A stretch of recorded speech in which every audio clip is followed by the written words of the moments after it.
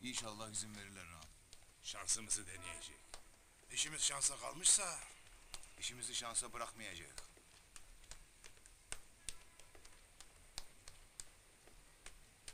Anlayacağın koruculuk sistemi geri tepmiştir. Hele mahpustakiler de çıkınca onlar daha da güçlenecektir. Dirençlerini kırmak lazım. Kimseyi uyandırmadan bu göçü engellemenin bir yolunu bulmak lazım. Dediğim gibi bu da öldürmekle olmaz. Hiç meraklanma. Eğer böyle değilsen gerekeni yapacak. Yapın.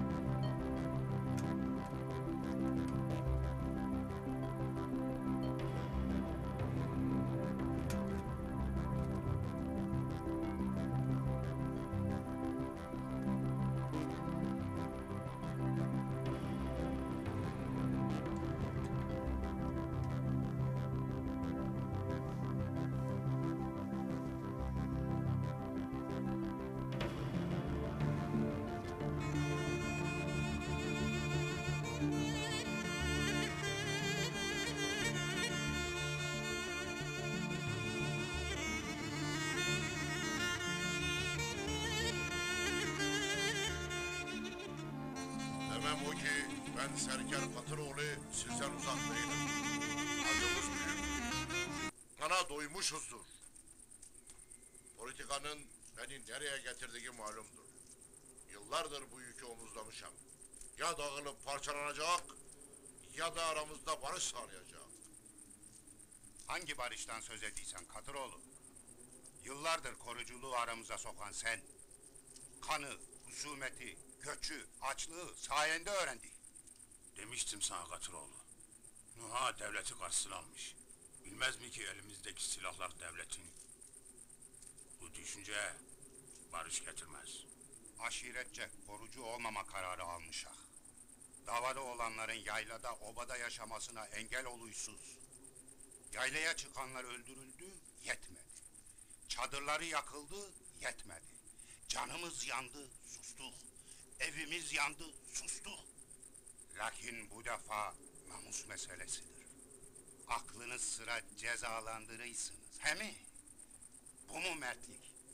Ceza diye namusa el sürmek mi mertlik? Sözü uzatacak değilim. Olan olmuştur. Gelişim sondur. İsterseniz birbirinizi kırın. İki aşireti yok edin. Töreyi biz yazmadık. Çözüm şudur. Ya kendimiz çözeceğiz her zamanki gibi, ya da devletin eli uzundur, devlete bırakacağım. Tahir emmi, gel hele. Hele yürü derviş emmi.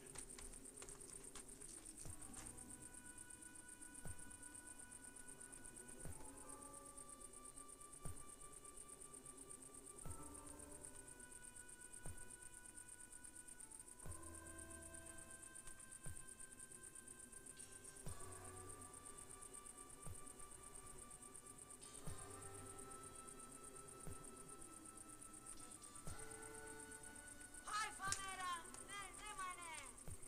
Hayfa meran mernemane. Hayfa meran mernemane.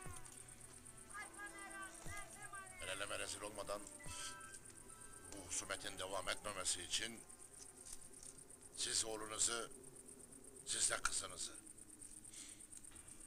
Kemal yeğenim de olsa şeytan uymuştur. Namusa göz dikmiştir.